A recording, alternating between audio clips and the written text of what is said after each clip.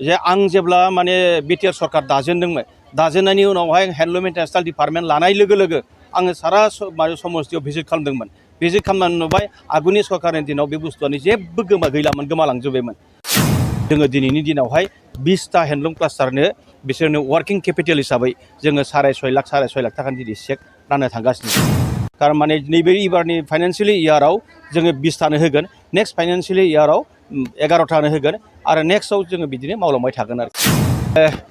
दिनै नेशनेल आखाइ हिसानसालि सान, बे सानाव गथै बिटिआर ओनसोलनि जोंनि दानाय लुनायजों सोमोन्दो थानाय रायजो राजानिसिम आंनि शुभेच्छा आरो खुलुमनायखौ जासिहरबाय। जों गमामायैनो साबायखर बावनांगोन बिटिआरनि चिफ मानगोनां प्रमद बर' बिथांनि दैदेननाय जिथु सरकार, बे सरकाराव दिनैहाय बड'लेण्ड हेन्डलुम मिशन मोनसे आसनिनि दारैहाय 40टा कनस्टिटिउन्सियाव जिबायदि जौगानायनि खामानि मावदों बे गमामायैनो बाख्नायथाव। आं बुंनो थांगोन बे बिटिआरनि जिथु मिशनफोर लानाय, बे मिशनफोर लानायनि सुपार 50आनो जों सेथि बुंनांगोन, 1 नाम्बार दिनै जादों आरो बिनिनो नैथियाव जोङो दिनै बड'लेण्ड हेन्डलुम मिशनखौ नाम लानांगोन। मानोना बड'लेण्ड हेन्डलुम मिशननि दारैहाय 40टा कनस्टिटिउन्सियाव स्पेसियेलि आइजोफ्रा बेखौ मोजाङै बरायनानै लाबाय आरो मोजाङै खामानि मावबाय आरो दिनैनि दिनाव बेयो एकदम साबगा हामगा जौगाबोबाय आरो गावबागाव दानाय लुनायखौबो बाखो डिजाइन जों बिथांमोना दिनै दानानै दिहुननो हाबाय आरो बिनि थाखायनो बिथांमोननि माबाखौ क्लास्टारखौ आरो जौगाहोबावनो थाखाय जोङो दिनैनि दिनावहाय 20टा हेन्डलुम क्लास्टारनो बिसोरनो वार्किं केपिटेल हिसाबै जोङो 6.5 लाख थाखानि दिनै चेक राननो थांगासिनो आरो बेजों लोगोसे जोङो माने किरण बर' होननाय जा अदालगुरिनि किरण बर' होननाय बिथाङाबो माने दानाय लुनायाव गोबां बाहागो लादों।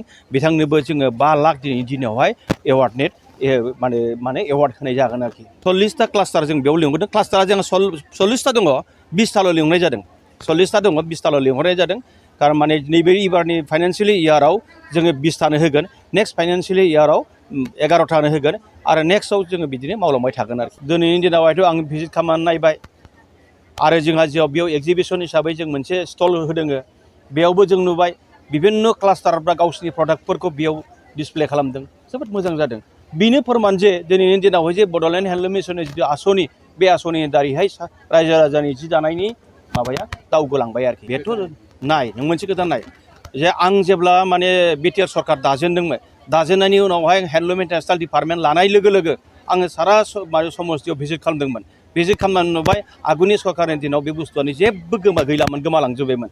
दिनैनि बिटिआर सरकार जानायनि उनावहाय बे बड'लेण्ड हेन्डलुम मिशनखौ लानाय लोगो लोगो ओरैबायदि दब माने जौगाबोबाय, बे जोबोद बाख्नायथाव आरोखि। जोङो पावार लुमखौथ' जों होखाया, पावार लुमखौ जों होआखै।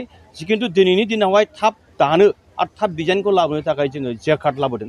जेकार्ड आरो फ्रेम लुम बेफोरनि जिथु दारैबो जों डिजाइनखौ थाब लाबोनो हायो। बेखौ जोङो माने गोबां जायगायाव ट्रेनिं होदों। ट्रेनिं होनानै बिसोरनि इन्डिभिजुवेलबो जों हरनाय जादों आरो ग्रुप हिसाबैबो हरनाय जादों। दिनैनि दिनावहाय सारा बिटिआर ओनसोलावनो दानाय लुनाया बहुत जौगाबाय होननानै आं बुंनो लुबैयो। ओरैनो जोंहा पावार लुमनि बुस्थुआ जोंनि बे ओनसोलावबो हाबद्रायै नङा, हाबदों।